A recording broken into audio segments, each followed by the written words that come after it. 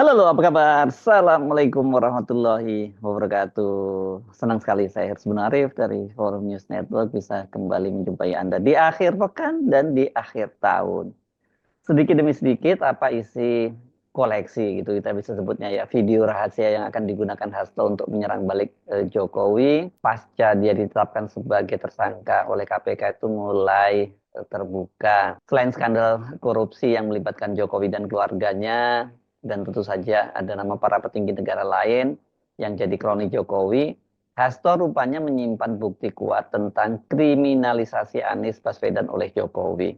Materi tentang kriminalisasi Jokowi terhadap Anies ini menjadi salah satu materi video yang disiapkan Hasto, dan itu diungkap oleh juru bicara PDIP Guntur Romli, figur yang pertama kali juga mengungkap adanya kepemilikan video rahasia milik Hasto itu. Guntur Romli merespon serangan balik dari para loyalis Jokowi, menilai bahwa Hasto itu mulai panik karena ditetapkan sebagai tersangka dan kemudian secara membabi buta menyerang balik Jokowi, termasuk tadi menyiapkan video-video sebagai alat bukti. Jadi Jokowi memang menginginkan 3 periode atau perpanjangan jabatan seperti yang disampaikan oleh tokoh-tokoh terdekat Jokowi. Dan nanti bukti-buktinya ada di video yang akan dirilis oleh saudara Sekjen. Guntur juga mengatakan Hasto memiliki video lain yang memiliki daya ledak besar. Salah satunya terkait mantan Gubernur DKI Jakarta Anies Baswedan. Ada video khusus soal kriminalisasi Anies Baswedan beserta bukti-buktinya. Ini skandal besar melebihi kasus Watergate di Amerika. Bagaimana rekayasa hukum dengan gunakan aparat negara dipakai untuk membunuh lawan politik. Daya ledaknya luar biasa besar. Ya kalau di Amerika ya pasti memang Jokowi udah jatuh dari kapan-kapan ya. Tapi persoalannya ini kan di Indonesia. Skandal Watergate ini kan sebenarnya ini kan waktu itu Nixon memata-matai ya, markas besar Partai Demokrat itu yang dipakai ini juga bukan alat negara, tapi itu pun bisa sudah membuat Nixon akhirnya jatuh. Kalau Jokowi kan ini benar-benar dia kalau betul seperti dikatakan oleh Guntur ya, dia menggunakan kekuasaannya sebagai presiden bukan hanya untuk memata-matai lawan politiknya, tapi rencananya malah mau mengkriminalisasi dari lawan politiknya. Dan untungnya saja pada waktu itu banyak di internal KPK yang menolaknya. Khusus untuk seorang mantan petinggi, saudara Sekjen selalu membersamai dan membela dia dan keluarganya sudah 23 tahun ini. Rahasia sekecil apapun dan buktinya dipegang saudara Sekjen. Ya, kalau ini sih jelas ya, yang dimaksud membersamai dia dan keluarganya selama 23 tahun ini tentu yang dimaksud adalah Pak Jokowi, karena ini dimulai sejak di Solo, masuk jadi kader PDIP karena diusung menjadi calon wali kota selama 2 kali pilkada didukung oleh PDIP, dan kemudian maju ke Jakarta menjadi gubernur Jakarta, dan terakhir ini selama 2 periode menjadi presiden. Pasti di antara mereka ini saling mengetahui lah, ada rahasia-rahasia di antara mereka gitu yang selama ini nggak dibuka gitu. Karena mungkin prinsipnya dulu sesama bis kota dilarang saling mendahului. Tapi kan sekarang mereka sudah tidak bersama lagi. Jadi waktunya untuk Hasto ya buka-buka gitu. Sejumlah relawan Jokowi termasuk yang sekarang ada di kabinetnya Prabowo kemudian langsung merespon perlawanan Hasto itu. Ketua Umum Relawan Jokowi Mania yang sekarang sudah berubah sebenarnya menjadi Prabowo Mania, Immanuel Ebenezer Nol, merespon pernyataan Hasto yang menyinggung sosok 3 periode setelah ditetapkan sebagai tersangka. Nol menilai ya Hasto ini panik sehingga menyinggung isu tersebut. Gini, persoalan 3 periode itu udah lewat. Gagasan itu kan juga saya tolak. Bukan cuma Hasto aja yang nolak. Ya kita juga nolak, kata Nul kepada wartawan hari Jumat yang lalu. Hasto mengeluarkan pernyataan itu saat dia di TSK dan panik. Wajarlah orang baru bangun tidur tiba-tiba jadi tersangka. Dan saya yakin banget Hasto sampai sekarang belum bisa tidur tuh. Dia ungkap-ungkap 3 periode. Dia ungkap-ungkap ada banyak video pejabat korupsi dan sebagainya. Menunjukkan itu sedang panik-paniknya, kata Noel. Sekjen Koordinasi Nasional atau Kornas Jokowi, Ahrom Saleh, juga menilai pernyataan Hasto menyinggung sosok 3 periode setelah ditetapkan sebagai tersangka sebagai bentuk kepanikan. Ini sama ya, bahasanya panik. Dan akhirnya Hasto mengeluarkan tuduhan-tuduhan yang tidak berdasar. Menurut saya, biasanya orang kalau sudah ditetapkan sebagai tersangka oleh penegak hukum, apalagi KPK, tentunya panik. Saya melihat ini terjadi di Mas Hasto. Dia panik, makanya dia mulai mengeluarkan tuduhan-tuduhan siapa dalam penetapan dirinya sebagai tersangka. Itu disampaikan oleh Ahrom hari Jumat yang kemarin juga ya. Dan Ahrom itu meyakini KPK menetapkan tersangka berdasarkan alat bukti sehingga menurutnya tidak sembarang orang ditetapkan sebagai tersangka. Agak heran juga kalau Mas Hasto sampai menyampaikan seolah-olah ada dalang intelektualnya, apalagi sudah menjurus ke sosok orang yang mau 3 periode. Logikanya nggak masuk menurut saya karena orang yang dia tuduh, karena orang yang dia tuduh itu kalau benar kan orang yang sekarang sudah nggak berkuasa lagi. Ini maksudnya Jokowi ya. Dalam video yang dirilis 2 hari setelah dinyatakan sebagai tersangka, Hasto itu menyatakan memang ada sosok yang ditolak keinginannya menjadi presiden 3 periode dan kemudian marah. Dan kalau kita menyimak pernyataan-pernyataan para petinggi PDIP kan kemudian mengaitkan dengan pemecatan Jokowi dan keluarganya bagi kader PDIP. Kemudian Hasto lah yang dijadikan tumbal. Kendati tidak menyebut nama, Hasto ini semua orang juga paham kok yang dimaksud adalah Jokowi. Ketika muncul berbagai intimidasi agar tidak dilakukan pemecatan terhadap sosok yang memiliki ambisi kekuasaan sehingga konstitusi pun sepertinya mau dilanggar dengan perpanjangan masa jabatan 3 periode ataupun perpanjangan masa jabatan itu, maka demi konstitusi Ibu Mega kokoh berdiri menjaga demokrasi. Dan ketika aparat penegak hukum digunakan dengan segala cara untuk melakukan intimidasi, sumber-sumber daya negara digunakan demi kepentingan politik praktis, maka pilihan untuk menghadapi tembok tebal kekuasaan itu wajib dilakukan oleh kader-kader PDI Perjuangan. Karena itulah nilai-nilai yang kami perjuangkan, nilai-nilai demokrasi, nilai-nilai kedaulatan rakyat, dan bagaimana membangun supremasi hukum, hukum yang berkeadilan. Untuk itu, kami tidak akan pernah menyerah.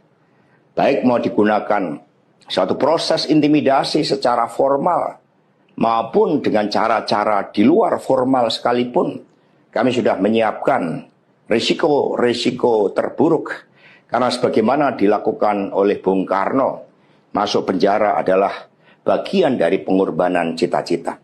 Untuk itu jangan pernah takut menyuarakan kebenaran. Kita jaga Partai Demokrasi Indonesia Perjuangan.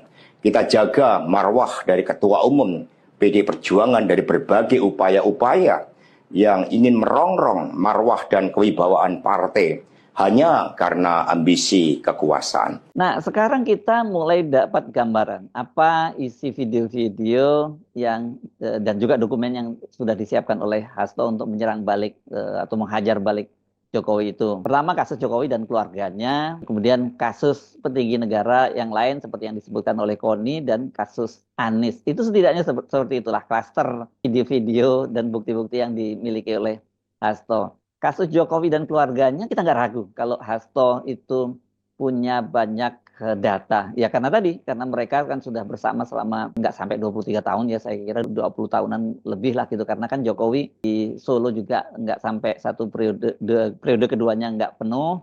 Dan kemudian di Jakarta dia juga sebagai gubernur cuma setengah periode, nggak sampai, malah cuma 2 tahun. Nah barulah yang full 2 periode itu sebagai presiden. Jadi 10 tahun 2 periode kepresidenan. Oke lah, tapi itu kan waktu yang cukup lama, dan pasti dalam interaksi-interaksi waktu itu karena mereka itu satu geng, banyak hal-hal rahasia yang mereka bicarakan. Tapi apakah kemudian pada waktu itu Hasto sempat kemudian memvideokan atau setidaknya merekamnya? Nah ini yang saya kira sangat menarik ya. Dan kalau toh misalnya tidak merekam, itu kan banyak sekali kasus-kasus yang dilaporkan berkaitan dengan Jokowi dan juga anak beranak ini ya, terutama Gibran Rakabuming, Kaisang, dan juga Bobi Nasution sang menantu. Kalau kasus petinggi negara yang lain itu sempat dikatakan oleh Koni, misalnya disinggung nama Menko Perekonomian yang pernah menjadi ketua Partai Golkar, Erlangga Hartarto. Kita nggak tahu apakah ada nama lain selain itu. Nah, soal kasus Anies, ini sempat disampaikan oleh Hasto ketika dia bicara dalam podcastnya bersama dengan Akbar Faisal. Pada waktu itu dia menyatakan dia jadi saksi soal itu ya, bahwa memang ada rencana untuk mengkriminalisasi Anies. Kita mungkin menduga ya, Hasto pernah diajak bicara pada waktu itu, karena Hasto kan juga termasuk salah satu tokoh yang selama ini sangat anti dengan Anies ya. Waktu itu pernah dia menyatakan bahwa ya Anies itu belum selevel lah dengan Jokowi lah begitu. Tapi belakangan mungkin hubungan mereka sudah membaik karena Anies terakhir kan mendukung Pramono dan Rano di Jakarta, dan kontribusi Anies dalam memenangkan Pramono Rano ini sangat besar. Bahkan saya menyebutnya sebagai game changer. Dan ini jangan dilihat hanya bahwa memenangkan gubernur di Jakarta, tapi kemenangan PDI di Jakarta ini, kemenangan calon yang diusung oleh PDI di Jakarta itu benar-benar menyelamatkan muka PDIP sekaligus menjadi pelipur lara dan juga menyelamatkan muka mereka karena kandang banteng di Jawa Tengah diobrak-abrik oleh Jokowi pada Pilpres kemarin dan kemudian dilanjutkan pada Pilkada serentak. Jadi sekarang kelihatannya mereka sudah mulai hopeng ini antara Hasto dengan Anies Baswedan. Kasus Anies Baswedan ini pasti ini dikaitkan dengan soal gelaran Formula E kan. Kita tahu beberapa waktu yang lalu itu Anies sempat diperiksa juga oleh KPK dan jadi ribut-ribut ketika pimpinan KPK di bawah kendali Firly pada waktu itu ingin menjadikan Anies Baswedan tersangka dalam kasus korupsi pelaksanaan gelaran Formula E di Jakarta itu. Kalau pada waktu itu Anies berhasil dijadikan tersangka, ini benar-benar untuk bisa menghancurkan Anies dan legasinya, karena bagaimanapun juga pelaksanaan Formula E ini di Jakarta itu menjadi salah satu legacy dari Anies Baswedan. Tapi kalau kemudian Anies ternyata terbukti korupsi, atau setidaknya kalau toh tidak terbukti tapi tetap dipaksakan di KPK dan kemudian divonis, kan Anies pasti hancur-hancuran. Jadi dengan cara seperti itu buat Jokowi bukan hanya berhasil menghalang-halangi Anies maju menjadi calon presiden pada Pilpres 2024 kemarin, tapi bisa menutup lembaran Anies selamanya dari kehidupan dia gitu. Karena sampai sekarang ini kan Anies tetap menjadi salah satu hantu ya buat atau menghantui Jokowi berkaitan dengan Pilpres 2029 di mana putranya Gibran Rakabuming sudah sangat terlihat dipersiapkan untuk maju pada Pilpres 2029. Kerjanya kampanye terus tiap hari ya, bukan kerja sebagai wapres tapi kampanye.